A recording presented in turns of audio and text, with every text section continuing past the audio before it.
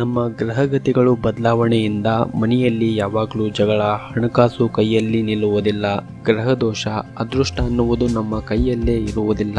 ಅಂಥವ್ರಿಗೆ ಸರಳ ಮತ್ತು ಶಾಶ್ವತ ಪರಿಹಾರ ಇಲ್ಲಿದೆ ನೋಡಿ. ಹೌದು, ಗ್ರಹಗತಿಗಳಿಂದ ಎದುರಾಗುವ ತೊಂದರೆಗಳನ್ನು ಪರಿಹರಿಸಲು ಸುಲಭವಾದ ವಿಧಾನ ನವಗ್ರಹ ಪ್ರದಕ್ಷಿಣೆ ಎಂದು ಆಧ್ಯಾತ್ಮಿಕ ಪಂಡಿತರು ಹೇಳುತ್ತಾರೆ. ಇವುಗಳಿಂದ ಉತ್ಪತ್ತಿಯಾಗುವ ದೈವಿಕ ಶಕ್ತಿಯು ಮನುಷ್ಯನನ್ನು ಕಾಪಾಡುತ್ತದೆ. ಒಂದು ಪದ್ಧತಿಯ ಪ್ರಕಾರ ನವಗ್ರಹ ಪ್ರದಕ್ಷಿಣೆಯನ್ನು ಹಾಕುವುದರಿಂದ ಒಳ್ಳೆಯ ಫಲಿತಾಂಶವನ್ನು ಕಾಣಬಹುದು. ಹಾಗಿದ್ರೆ ಯಾವ ರೀತಿ ಪ್ರದಕ್ಷಿಣೆಯನ್ನು ಹಾಕಬೇಕು ಎಂದು ಈ ವಿಡಿಯೋದಲ್ಲಿ ತಿಳಿಸಿಕೊಡುತ್ತೇವೆ. ಅದಕ್ಕೂ ಮೊದಲು ನೀವಿನ್ನೂ ನಮ್ಮ ಚಾನಲ್ ಅನ್ನು ಸಬ್ಸ್ಕ್ರೈಬ್ ಮಾಡಿಲ್ಲ ಅಂದ್ರೆ ಈ ವಿಡಿಯೋ ಕೆಳಗಡೆ ಕಾಣ್ತಾ ಇರುವ ರೆಡ್ ಕಲರ್ ಸಬ್ಸ್ಕ್ರೈಬ್ ಬಟನ್ ಮೇಲೆ ಕ್ಲಿಕ್ ಮಾಡಿ ಹಾಗೂ ಪಕ್ಕದಲ್ಲಿರುವ ಬೆಲ್ ಬಟನ್ ಮೇಲೆ ಕೂಡ ಕ್ಲಿಕ್ ಮಾಡಿ. ಬಹಳಷ್ಟು ಜನ ಪ್ರದಕ್ಷಿಣೆಯನ್ನು ಮಾಡುವಾಗ ನವಗ್ರಹಗಳ ಮೂರ್ತಿಯನ್ನು ಮುಟ್ಟಿ ನಮಸ್ಕರಿಸುತ್ತಾರೆ. ಸಾಧ್ಯವಾದಷ್ಟು ಅವುಗಳನ್ನು ಮುಟ್ಟದೆ ನಮಸ್ಕರಿಸುವುದು ಉತ್ತಮ. ನವಗ್ರಹಗಳ ಮಧ್ಯೆ ಸೂರ್ಯ ಪೂರ್ವ ದಿಕ್ಕಿನಲ್ಲಿರುತ್ತಾನೆ.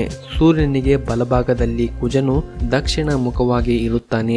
ಶುಕ್ರನಿಗೆ ಬಲಭಾಗದಲ್ಲಿ ಪಶ್ಚಿಮ ಮುಖವಾಗಿ ಚಂದ್ರನಿದ್ದು ಎಡಭಾಗದಲ್ಲಿ ಬುಧನು ಉತ್ತರಾಭಿಮುಖವಾಗಿ ಇರುತ್ತಾನೆ. ಸೂರ್ಯನ ಹಿಂಭಾಗದಲ್ಲಿ ಶನಿ ಮಹತ್ವ ಪಶ್ಚಿಮ ಮುಖವಾಗಿ ಇರುತ್ತಾನೆ ಮತ್ತು ಶನಿಯ ಎಡಭಾಗ ರಾಹು ಉತ್ತರಾಭಿಮುಖವಾಗಿಯೂ ಒಬ್ಬರನ್ನೊಬ್ಬರು ನೋಡಿಕೊಳ್ಳುತ್ತಾ ಇರುತ್ತಾರೆ.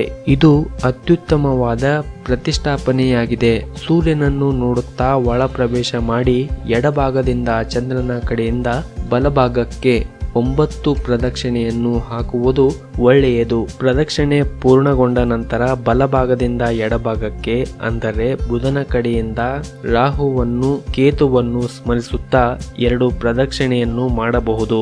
ಕೊನೆಗೆ ಸಾಲಾಗಿ ಸೂರ್ಯನನ್ನು, ಚಂದ್ರನನ್ನು, ಕುಜ, ಬುಧ, ಬೃಹಸ್ಪತಿ, ಶುಕ್ರ, ಶನಿ, ಮಹಾತ್ಮ, ರಾಹು, ಕೇತುಗಳನ್ನು ಸ್ಮರಿಸುತ್ತಾ ಒಂದೊಂದು ಪ್ರದಕ್ಷಿಣೆ ಮಾಡಿ ನವಗ್ರಹಗಳಿಗೆ ಬೆನ್ನು ತೋರಿಸದೆ ಬರಬೇಕು. ಗ್ರಹ ದೋಷಗಳಿಂದ ಹೊರಬರಲು ನವಗ್ರಹ ಪ್ರದಕ್ಷಿಣೆಗಿಂತಲೂ ಉತ್ತಮ ಮಾರ್ಗ ಇನ್ನೊಂದಿಲ್ಲ ಎಂದು ಆಧ್ಯಾತ್ಮಿಕ ಪಂಡಿತರು ಹೇಳುತ್ತಾರೆ. ಈ ವಿಡಿಯೋ ಇಷ್ಟವಾದರೆ ಈ ವಿಡಿಯೋನ ಲೈಕ್ ಮಾಡಿ, ಶೇರ್ ಮಾಡಿ ಮತ್ತು ಇದೇ ರೀತಿ ಇನ್ನಷ್ಟು ಮಾಹಿತಿಗಾಗಿ ನಮ್ಮ ಚಾನಲ್ ಅನ್ನು ತಪ್ಪದೇ ಸಬ್ಸ್ಕ್ರೈಬ್ ಮಾಡಿ. ಧನ್ಯವಾದಗಳು. ಶುಭ ದಿನ.